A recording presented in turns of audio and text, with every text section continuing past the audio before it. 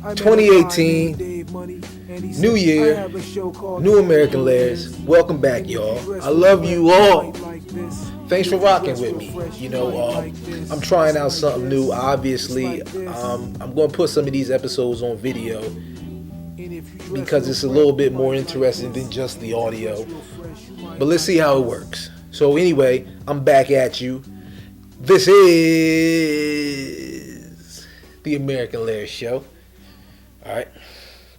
Let me calm down now. Sometimes I get too worked up.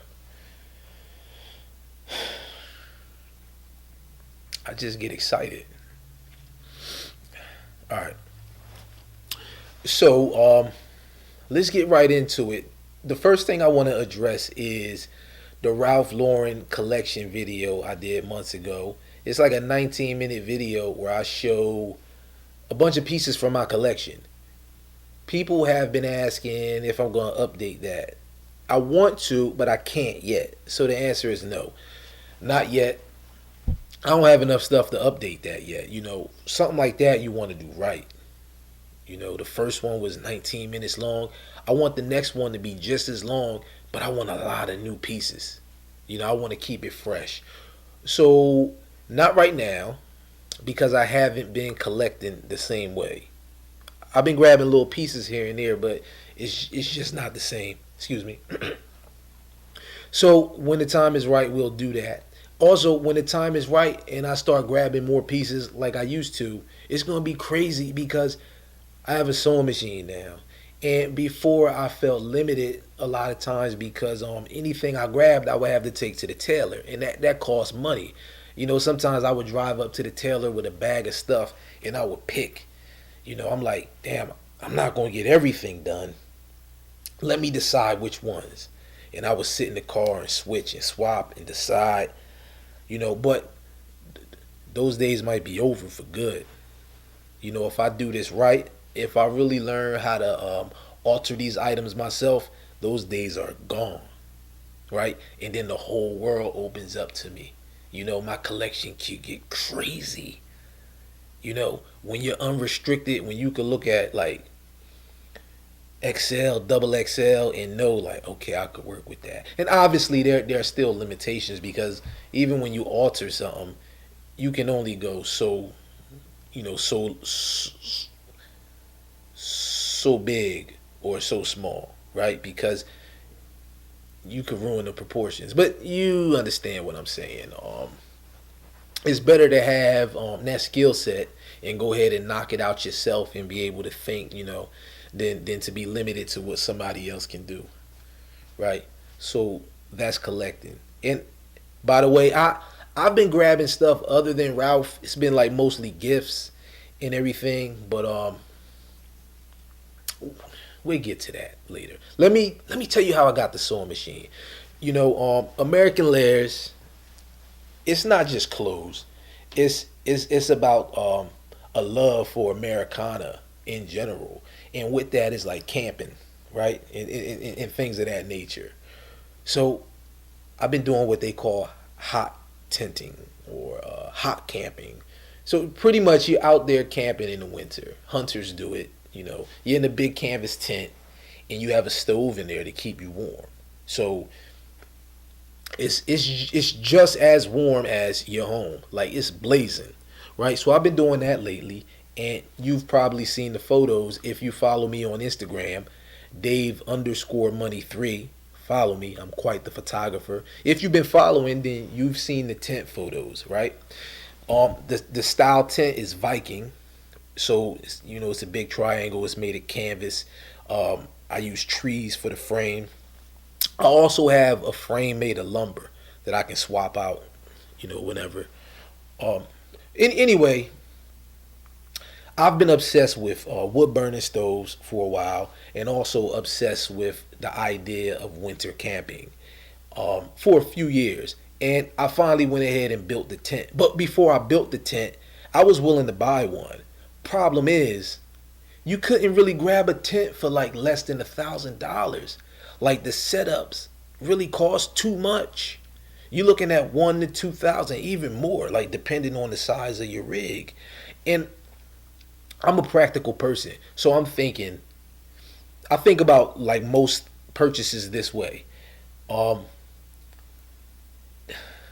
what part of the technology used in the construction of this item justifies the exorbitant cost, right? Because a lot of things are simple. How much time we got? Right, so a lot of items are simple, but it seems like because you're using it for a certain purpose, they charge you up. So, like, let's be more specific. The tent, right? So the tent is canvas. It's canvas stitched together, and a metal frame, made of like 1 inch diameter poles. And I'm thinking, what part of this tent technology justifies this cost? I mean, because this shirt is stitched together, that doesn't make it, worth $1,000. These poles, those are fitted together with these little elbow fittings. What part of that makes it worth $1,000? So I'm analyzing it that way, and I'm like, nothing. I don't think the cost is justified, so I'll build it myself. I'm the ultimate do-it-yourselfer. I can do this for certain. So I sketched up a little design, and I started trying to source the canvas. Like the canvas had to meet certain specifications. It wasn't hard to find. I found the canvas.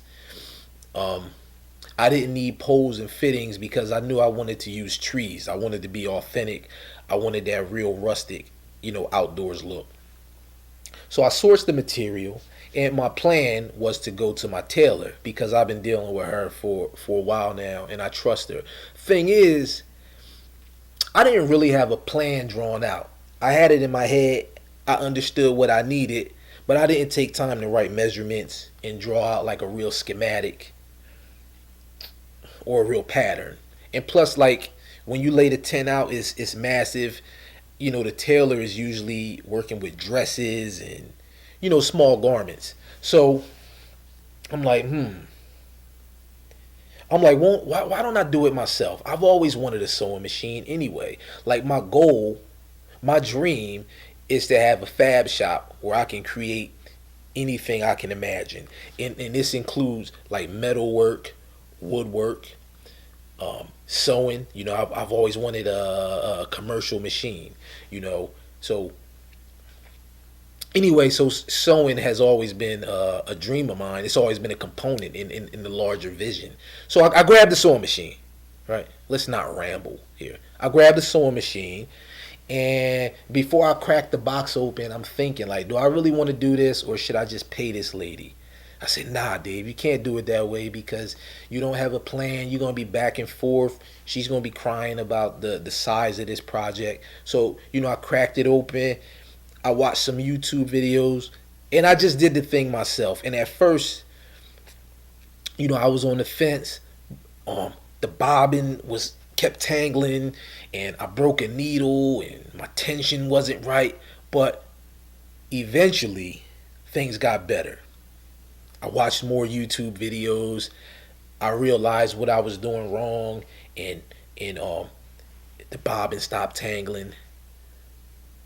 Stitches got prettier, and I started to realize I was gonna complete this thing. It was gonna be fully functional, durable, and done on time.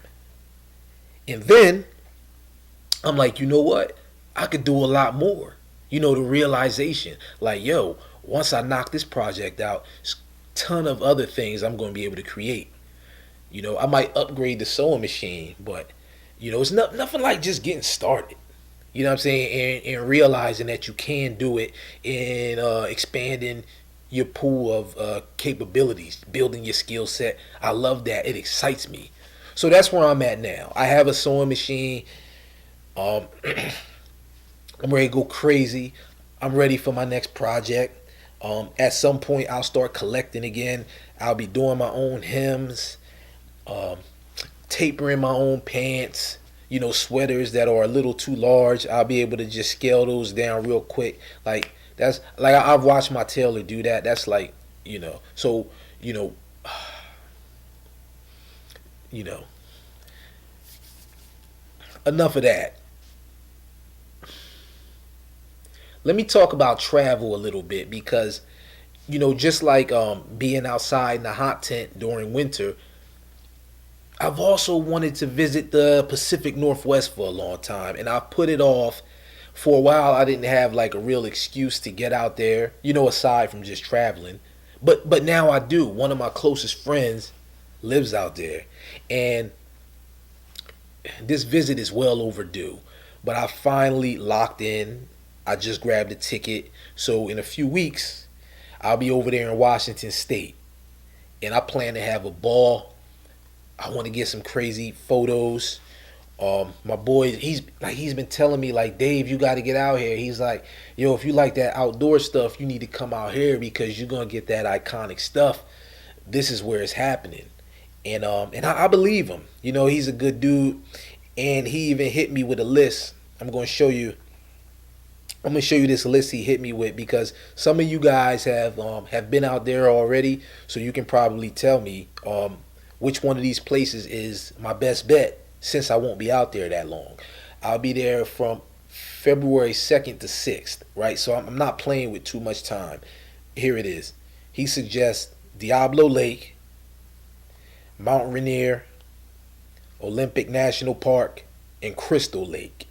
And I've seen pictures of Crystal Lake. It's beautiful, but I think since it's winter, it's probably snowed over. Let me know. I don't know. Maybe it's not snowed over, but I mean, I've said enough. Y'all see what I'm trying to say. Hit me with the suggestions if you've been to Washington, right?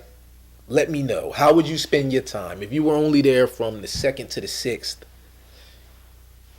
Where would you go? Right? How much time I got left? All right, I got 5 minutes left. I want to tell you about Punta Cana, right? I'm hitting up Punta Cana, Dominican Republic soon. But I'm stressed because I like to fly on the cheap. And I think I've waited too long to buy my ticket this time, right? I'm taking the trip regardless. I might buy the ticket tonight, but I'm open to suggestions, right? I know about Expedia and, the usual websites. But if you know about something that I don't know, how would you know what I know, right? But if you know about a place, if you know of a website where you can get tickets like on the cheap, like international, let me know. You know what I'm saying? Because I don't know, I just get a certain satisfaction when I fly cheap. All right? So I'm looking for your suggestions. That's going to be crazy. The trip is in April, but that window. I was looking a few days ago and prices were low, and then today they're higher. So that window for getting a real deal is just closing. So I'm gonna have to pull the trigger soon. Before I get out of here, somebody was asking what I think about what I think would happen to the Ralph Lauren company if Ralph wasn't here anymore. If he was gone, rest in peace. It's a sad thing to think about, but I've actually had that conversation with friends, and the quick answer is I think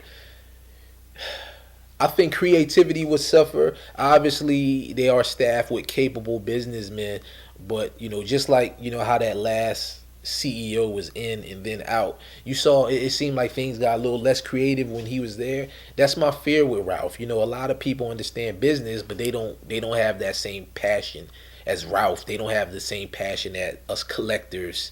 Collectors of all brands. Whatever you into, there's like a certain fire inside you, and sometimes you working with a big company and the heads don't understand that, or they understand but they aren't able to execute on those principles. So I fear that would happen. It's a cool conversation. It's a cool what if game. I'd like to have it with someone on air, but that's my quick answer. I think we covered a few quick topics. Let's get out of here. My name is Dave Money. You can find me at AmericanLairs.com, iTunes, Stitcher, American Lairs, and always on Instagram, Dave_Money3. Thanks for rocking with me. We out. Thank you for allowing me to share my obsession with you. It's been great. I can be reached at Dave at AmericanLayers.com. Thanks for coming.